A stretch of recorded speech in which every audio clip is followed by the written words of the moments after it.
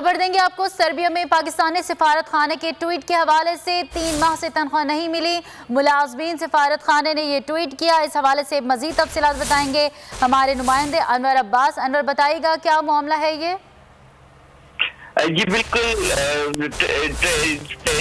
Serbia میں جو پاکستانی سفارت خانہ ہے اس کی جانب سے ایک بیان ٹویٹر پہ آیا اور اس بیان میں یہ کہا گیا کہ حالات سے تنگ آئے سفارت خانہ ملازمین نے وزیر اعظم پر تنقید شروع کر دی اور سرکاری ویب سائٹ پر ایک نغمہ جو کہ حکومت کے مخالف تھا اس کو جاری کر دیا گیا۔ اس کے علاوہ یہ بھی کہا گیا کہ مہنگائی نے تمام سابقہ ریکارڈ توڑ دیے ہیں مگر آپ نے گھبرانا نہیں ہے، جبکہ بچوں کی فیس نہ دینے پر اسکولوں سے نکالا جا رہا ہے۔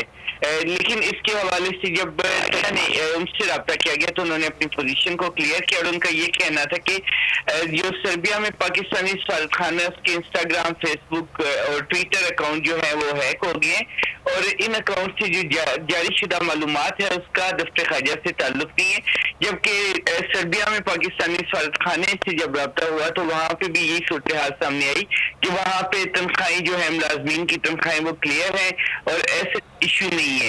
ملازمین کی تنخواہیں کلیئر ہیں۔ سربیا میں پاکستانی سفارت خانے کے ٹویٹ کے حوالے سے ترجمان دفتر خارجہ کا بیان سامنے آ گیا۔ ہمارے نمائندے انور عباس اپڈیٹ کر رہے تھے، آپ کا شکریہ۔